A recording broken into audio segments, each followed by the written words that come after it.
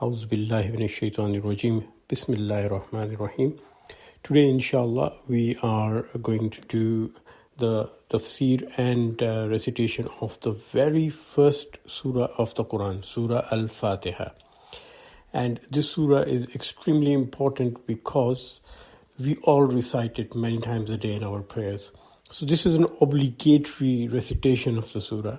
So for all the Muslims in the world, the most recited part of the Quran, which is obligatory to us, is Surah Al-Fatiha.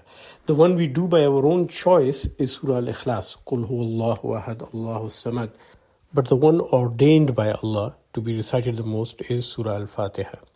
Now, of course, it becomes very important that we should understand this surah in detail so we know exactly what we are doing and what we are saying in our prayers. But there are some aspects of this surah which are controversial, and I would like to touch on them. Firstly, why do we have to repeat it? Why do we have to repeat it again and again and again in every prayer? Every prayer it has to be repeated.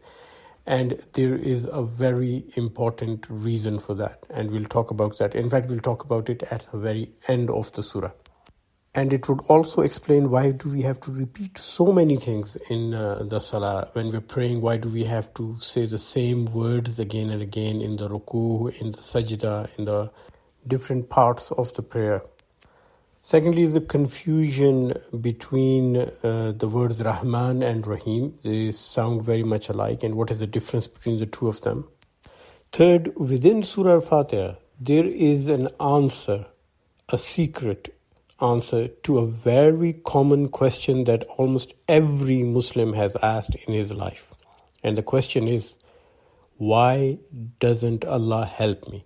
There are moments in our life when we all have asked that question, when we asked Allah for help, when we prayed to Him, we begged Him for something, and nothing has happened. And Surah Al-Fatiha, in this surah, is the secret answer. Why does the help of Allah not reach us at certain times? And inshallah, we'll talk about it in detail. And number 4 is the concept of Sirat-e Mustaqim. And I would like to say that 99.9% of the Muslims have got a very different and wrong concept of Sirat-e Mustaqim. And that included me too, till I did an in-depth study of this surah. And it is a very important thing to understand because Sirat-e Mustaqim means the path which leads us straight to Allah.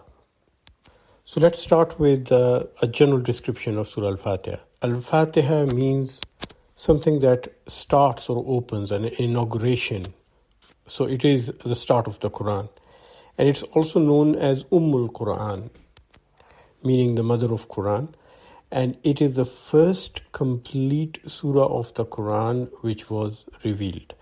Before this surah, there were ayat of Surah Al-Mudassir, Surah Al-Alaq and Surah Al-Muzammil which were revealed, but the full surah which came, the very first one, is Al-Fatiha. And there is a hadith of the Prophet ﷺ in Sahih Muslim in which he says that if anyone observes prayer in which he does not recite Quran, which is Surah Al-Fatiha, it is deficient. He said that, and he said it again twice. It is deficient, and not complete. And that is the reason why we have to recite it in every rak'ah of the prayer. Among the Muslims, there is a controversy about Surah Al-Fatiha from the very start. And the controversy is that some people think that Bismillahir Rahmanir Raheem is the first ayah of Surah Al-Fatiha, and others think no, Alhamdulillah Rabbil Alameen is the first ayah. And there have been a lot of debates about it. But I would like to very humbly suggest one thing here, that it is guaranteed that Allah is never, ever, ever going to ask me or you whether Bismillah Rahman Rahim is part of Al-Fatiha or whether it is outside Al-Fatiha. All we have to do is recite it. It doesn't matter whether it's part of it or not. It's an academic discussion, and that should not divide Muslims. So let us start with Bismillah Rahman Rahim. In the name of Allah, the most gracious, the dispenser of grace. This has also been translated as most compassionate and most merciful. by Mustafa Khattab, and The Compassionate and the Merciful by Malik, The Beneficent and the Merciful by Mamadou Pickthall, and Most Gracious, Most Merciful, very famously so, by Yusuf Ali. And the reason why there are so many versions of the translations is that the words used here are not easy to translate in one word in the English language. Now there are 4 words here: Ism, Allah, Rahman, Raheem, and we will discuss them one at a time. The word Ism, which generally means noun or name, it comes from the Arabic words wasama, which means a mark or a brand, something that distinguishes one person from another, or maybe one being, creature from another creature. And it also has roots in the word wasama or wasim, which means beauty. So we are talking here about something beautiful and distinguishable. The second part is the word Allah. And we already discussed when we were doing Surah Al-Ikhlas, and we discussed in detail about the word Allah. There are 2 schools of thought. One of them is that Allah comes from the word ilah, and it is actually al-ilah. And some Muslim scholars and all non-Muslim scholars agree on it. And the non-Muslim scholars agree on it because the word ilah is found in the Bible. It's coming from the Hebrew language, and they are all very keen to prove that the very original name for the one God was actually found in the Hebrew Bible and does not predate that. But the Islamic concept is that the name Allah has always been there from the time of Adam. And when you grammatically analyze the word, you come to know that it is an individual word by itself. Because if it was a derivative of ilah, then we could never say Ya Allah. For example, there's the word Rahman, and when you derive it as Ar-Rahman, you do not say Ya Ar-Rahman. You come back to the root word and say Ya Rahman. Similarly, Rahim, when it becomes Ar-Rahim, and when you want to say Ya Rahim, you can't say Ya Ar-Rahim, you say Ya Rahim, you remove the al between it. But when you call Allah and you say Ya Allah, you do not remove the first al. Otherwise, if it was a derivative word, you would say Ya Ilah, and you would never be able to say Ya Allah. That is a grammatical rule. And secondly, when Rahman becomes Al-Rahman, you pronounce it Ar-Rahman. The L goes silent. Similarly, when you add Al to Rahim, the Al-Rahim is pronounced as Ar-Rahim. The L goes silent. So if Allah, the word, was derived from Al-Ilah, the first Lam, the L, would go silent, and you would say Allah. But we say Allah. So that again proves that this is a word by itself. When we combine the 2 words and say Bismillah, adding a ba to it, that means we are seeking help from Allah, in the name of Allah. The next 2 words are Rahman and Raheem. Both of these words, they come from the root word Rahma, which is actually the word used for the womb, the uterus, where the baby is kept and where the baby develops. Now, this was a revolutionary concept, and Arabs were not very happy with it.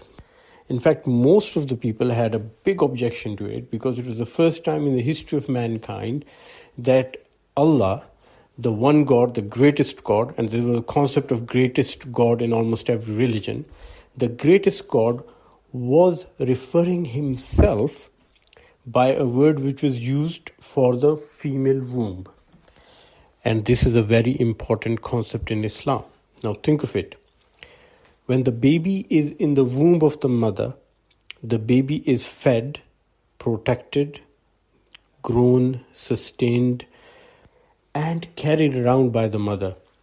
But at the same time, the baby has absolutely no idea that the mother exists. So the baby can't see her, he can't perceive her. He doesn't have that mental capacity to see his mother. He doesn't have the ability to see his mother, although he's inside the mother's body. Before birth, the baby has got no way of knowing that there's a world outside and there's a mother who's looking after him and who's protecting him, and all that he's getting, the oxygen, the food, the water, everything is coming from that mother. That is the concept of Rahman and Raheem. But much, much, much more than that, because the word here used is Ar-Rahman and Ar-Rahim, which is a superlative degree. In other words, the same kind of care and love that a mother gives to the baby, but unimaginably more when it comes to Allah providing it to us. And how beautiful the example is that as human beings, we cannot see Allah. We cannot perceive that He's there and He's providing everything to us. It all seems to just happen naturally. Just like for the baby, everything is just happening naturally and he's just floating in the amniotic fluid and getting nourishment and growing and getting bigger and better, enjoying their life and existence in full comfort and not even knowing where all of that is coming from. And it's very similar to the human beings. We are trapped in this world of our own where we cannot see Allah, we can't perceive Him, but He's there and He's looking after us. And there's another very important purpose.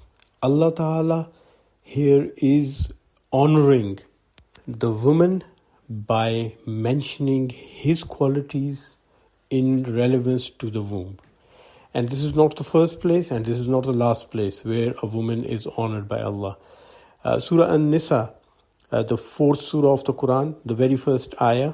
If you read the ayah, in the middle of the ayah, you come across this part which says, وَاتَّقُوا اللَّهَ الَّذِي تَسَاءَلُونَ بِهِ وَالْأَرْحَامِ. And be aware of God in whose name you demand from one another and towards the wombs. So be aware of the wombs. And the next part is, إِنَّ اللَّهَ كَانَ عَلَيْكُمْ رَقِيبًا. Verily, God is ever watchful over you. He's watching you very closely. So imagine that where Allah is telling human beings to be aware of Him, to be mindful of Him, at the very same time He says also be very mindful of the wombs. Now the word wombs, plural, is used. Many people have tried to interpret it as saying that be aware of your mother. But your mother has only one womb. When Allah is saying wombs, He's meaning all women. He did not specify it. He said wombs, which means each and every woman, each and every female. So He is going to hold us accountable about women's right. And all men and women would be held accountable. So it's not just men who are getting this message. This message is for all human beings.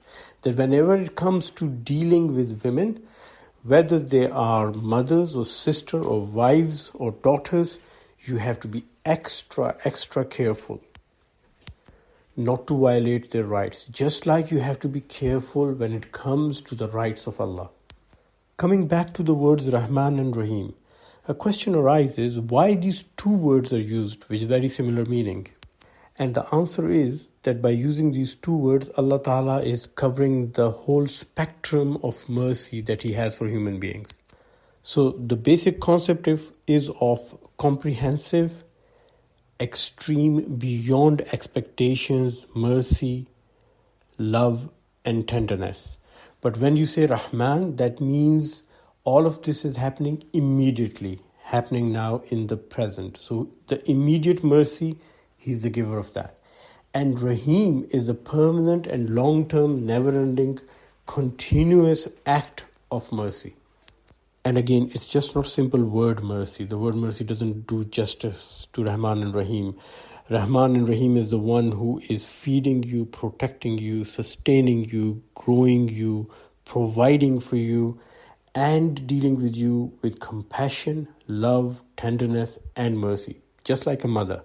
And here comes the question which I have been asked so many times, especially by non-Muslims, that if Allah is so Rahman and Allah is so Raheem, and every time you start reading the Quran you say Bismillahir Rahmanir Raheem, then why has He made hell?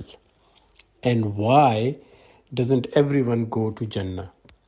And as an answer, I'm going to quote you a hadith. The Prophet Muhammad, may peace be upon him, sallallahu alaihi wasallam, he said, Kullukum yadkhulul jannah illa man aba. Every one of you will enter paradise except the one who refused.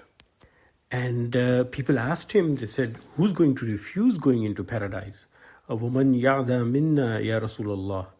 And the Prophet, he answered, مَنْ أَتَانِي دَخَلَ الْجَنَّةِ وَمَنْ أَسَانِي فَكَذَبَ. Whoever follows me is going to enter into paradise, and whoever forgets about it, he won't. So Allah has promised everyone paradise. There's another hadith which says that in the highest part of Jannah, there's a palace for every human being from Adam till the very last person who would be born. We just have to go and claim it. And Allah has shown us the way to do it. So when we fail to achieve Jannah, it is a personal failure on our behalf. It is not that Allah has taken His mercy away. So the Rahman and Raheem is always Ar-Rahman and Ar-Rahim. But we fail to avail of that mercy, and that is our own personal choice. The next ayah is Alhamdulillahi Rabbil Alameen. A simple translation is, all praise and gratitude is due to Allah, God alone, the sustainer of all the worlds. Now you have to focus on the word hamd. Usually in Arabic language, if you say praise, you say mada. And if you say thanks or gratitude, you say shukr. But hamd is the word which incorporates both. So it is both praise and thanks. So Alhamdulillah means that all praise and gratitude is due to Allah alone, only for Allah. And it all belongs to Him. Whether you or me express it or not, or acknowledge it or not, it belongs to Allah. And the next part is Rabbil Alameen. Now the word Rabb means a Lord who has 6 qualities. So there are 6 things, 6 major attributes to the word Rabb. Number 1, Rabb is someone who has complete possession and complete authority over anything, and he grows it and sustains it and fosters it and also provides for it, bestows everything on it, and does it all with love and care. So a bit of a Rahman Ar-Rahim kind of situation here. In fact, in the very next ayah, Allah Ta'ala is explaining Rabb as Ar-Rahman Ar-Rahim. So we go back to those attributes of the mother, of the womb, where the baby is being protected and grown and sustained and looked after without even the knowledge of the baby. And my favorite part, the last word, Alameen. Rabbil Alameen means He is the Rabb of all the worlds. Now this is the most revolutionary concept ever in a religion. All the religions in the world had only talked about this world, the one world. And everyone thought that the earth was the center of the universe, and the sun and the moon and the stars were just accessories in the sky. But Islam is the one religion which brought the true concept that there are many, many, many worlds beyond our world. And Allah Ta'ala is the Lord, the Rabb, the sustainer, the creator, the provider of all the worlds. Alhamdulillahi Rabbil Alameen. Very start of the Quran, 2nd verse, and Allah is showing you that there are many, many more worlds beyond yours, and your world is just a small speck in the total creation. Ayah number 3, the attributes of Rabb are described in detail. Ar-Rahman Ar-Rahim. We've already done it in Bismillah Ar-Rahman Ar-Rahim.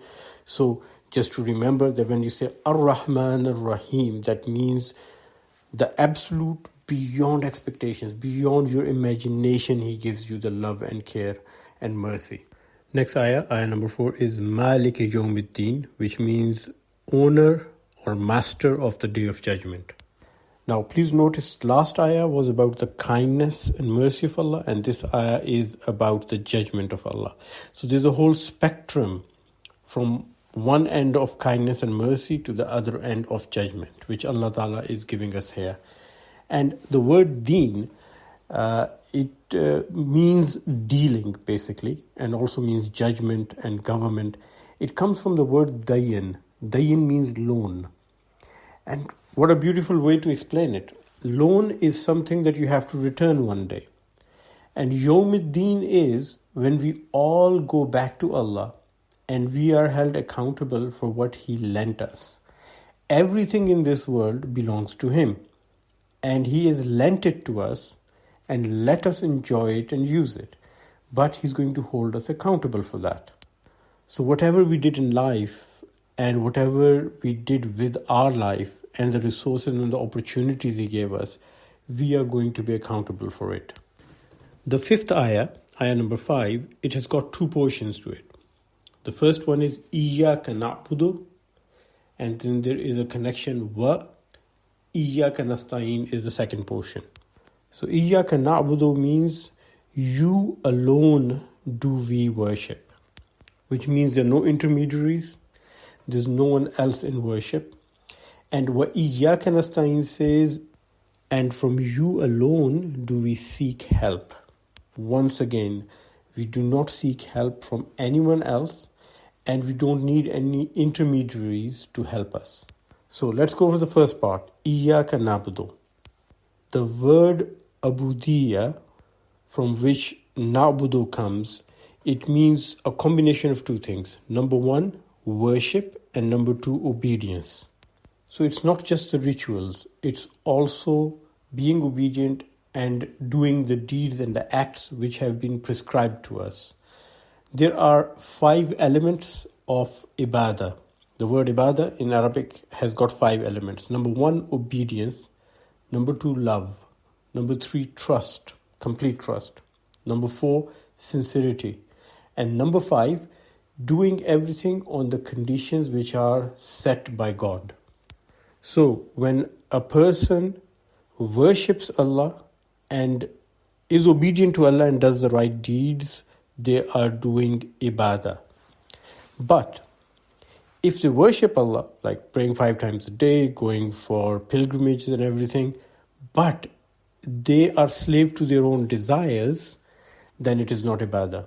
Similarly, if they worship their desires and they appear to be doing the right things, doing the good deeds, but they're all done for their own personal gains. Maybe they want fame, they want fortune, they're a politician or a leader who wants people to think they're good, then this is hypocrisy.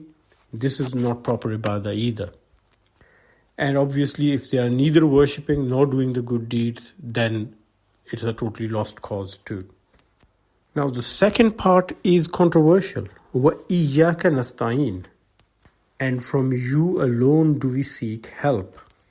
And you remember in the start I said that for almost every Muslim, there is a time in life when you ask Allah for help and the help doesn't reach us. And that creates a lot of pain and a lot of disappointment at times. And people ask this question, why doesn't Allah help me when I asked Him to help me? And the answer to this question is in the word nasta'in. In the Arabic language, if you want help, there are many words for it. There is nasr, there is masa'ada, there is madad, there is najda, there is ma'una from i'ana. But Allah Ta'ala has used the word or chosen the word nasta'in, which comes from aun.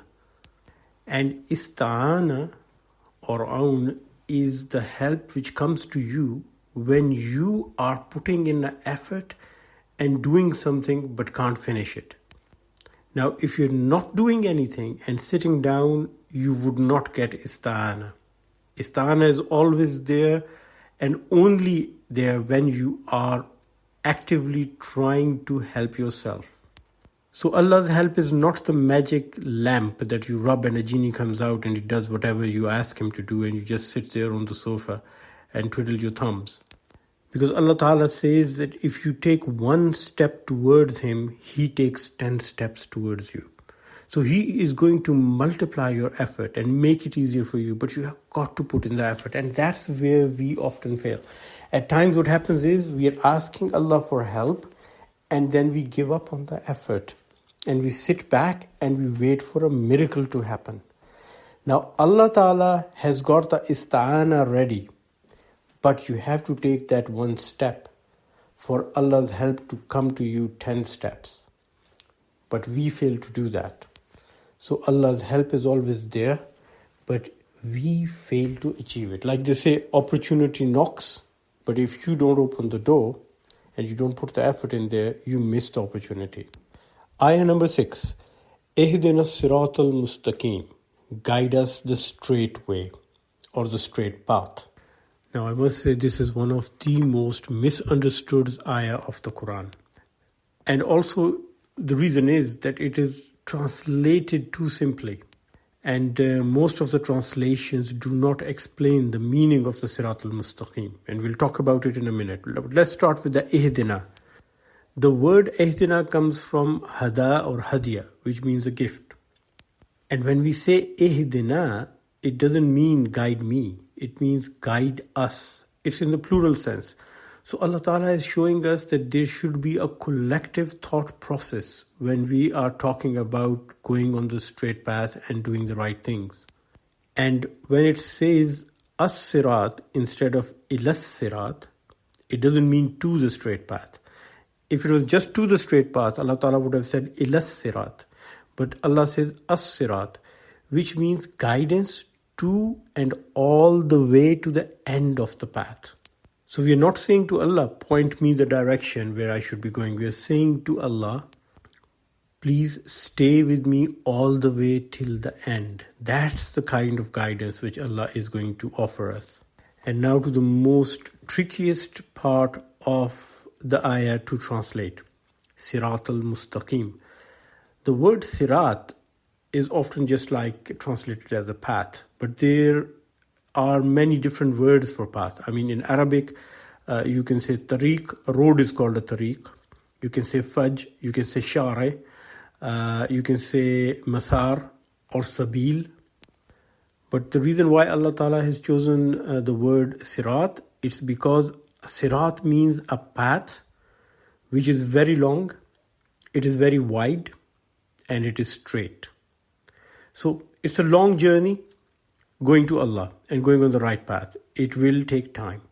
It is very wide, so many people can travel at the same time, and that's why Allah Ta'ala says, Ihdina, guide us. It's not one person. We will be going in groups.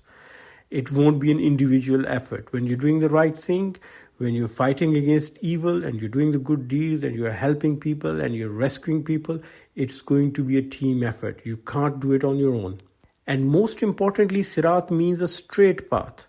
Now, that's where the confusion comes. I want you to stop and imagine for a minute. What do you see in your mind when you see the word Sirat al-Mustaqim, or read the translation, guide us to the straight path or straight way? Imagine, what do you see?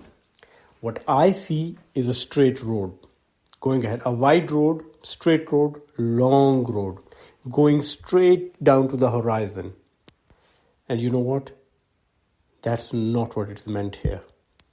Because if Sirat is a straight path and Mustaqim is a straight path, why would Allah say Siratul Mustaqim? And the answer is that Sirat is a straight path, but Mustaqim is not a straight flat path. Mustaqim comes from the word Qiyam, Istiqama, Qiyama. You know, when we stand up in prayer, you say Qiyam, we are doing the Qiyam. Mustaqim is straight up towards the sky, going way up. So this path is not like a motorway going straight. It's like a road going way up. What Allah is telling us here is that the path to heaven, the highway to heaven, is an uphill task. It is like going up a hill. It is going to be difficult. It's not going to be easy. You can't put yourself on cruise control and go on a straight highway, because this highway is not going straight. It's going way up, and you have to put a lot of effort into it. And there are more implications to it. The higher you go, the closer you are to Allah. But the higher you go, the wider your view becomes of the world. So the more you walk on the straight high path, the real translation should be, guide us to the straight high path. So the more you go on the straight high path, the higher you go, the more you can see the whole world and the reality of the world. And one more thing, the higher you go, the closer you are to the destination, but also more at risk of falling. So if you've just started your journey going up a hill, if you fall down, you don't hurt yourself that much. But when you are reaching the summit of the mountain, when you're reaching close to your destination, if you fall down from there, not only do you lose all the effort you've put in, but you hurt yourself a lot. So Allah is saying, the more you come closer to me, the more careful you have to be, because there's more of a chance of you losing all that you have achieved. So you see, a mountain climber who's climbing Mount Everest, they become more careful the longer they have been climbing, because they don't want to lose that effort. And this is the message implied in this ayah. The more you go on the straight path, the closer you get to Allah, the more committed and careful you have to be not to lose all that you have gained. And the last ayah, صراط الذين أنعمت عليهم غير المغضوب عليهم ولا الضالين. The way of those upon whom you have bestowed your blessings, and not those who have been condemned or those who have gone astray. The first thing is أنعمت عليهم. صراط الذين أنعمت عليهم. The way of those upon whom you have bestowed your blessings. An'amta comes from the word nauma, which means easy, calm, and soft. So people who take this path, Allah makes it easy for them. It looks like a very difficult task going uphill. You have to put a bit of effort. But as we said earlier, if you walk one step towards Allah, Allah comes 10 steps towards you. So He makes it easy for you. And we pray to Allah that He gives us the same easy dealing, the same calm, the same softness that He's given to the people who stayed on this path. And the word maghdub means those who are condemned, and the word daleen means those who have gone astray. Now remember when we were in the previous ayahs and we said in ayah number 5, Iyaka na'budu wa iyaka nasta'een, and we said ibadah means two things. It means worship and obedience.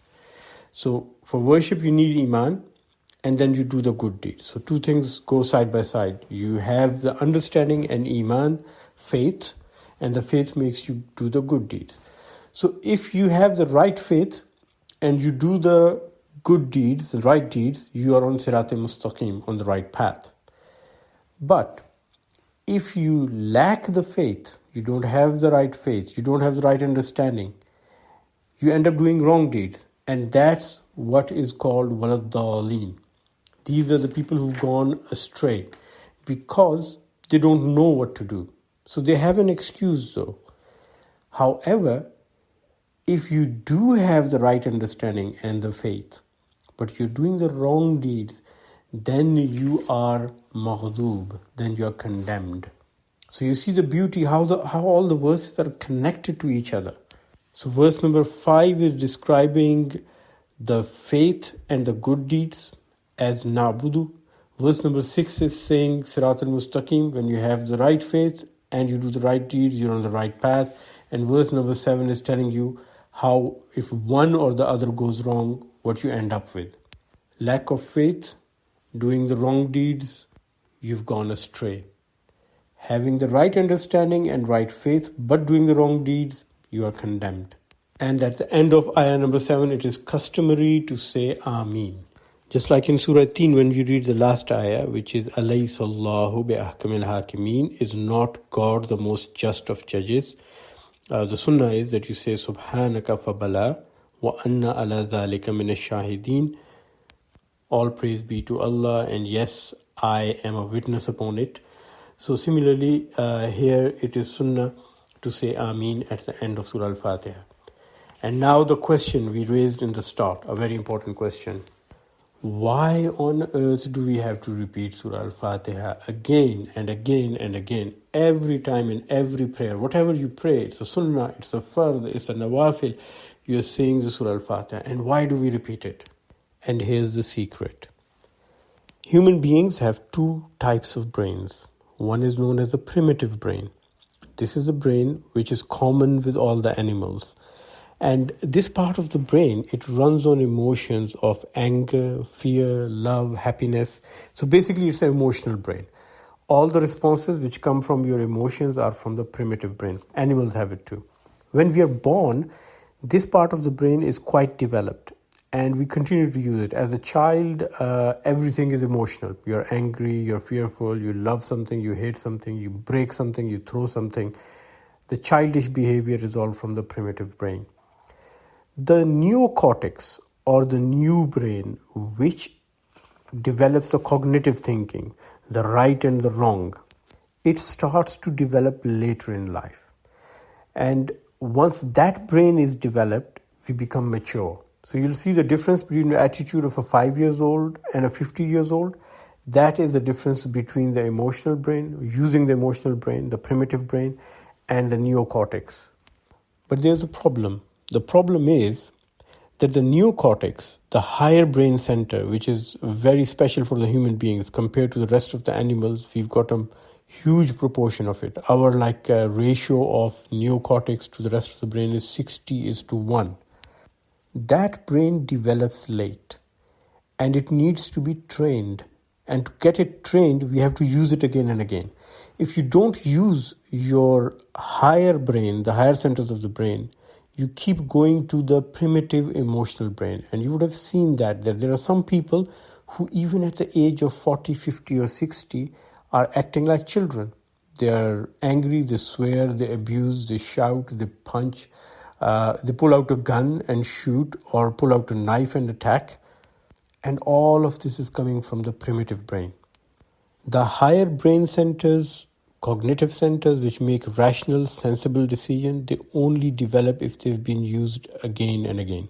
So you need neuronal facilitation. The more you use, the more connections are made in the neurons, in the nerve cells in that brain part, and the more powerful it becomes. So next time you need to make a decision, instead of using the emotional primitive brain, the higher sensible brain takes over. And what Surah Al-Fatiha does is reinforces that brain.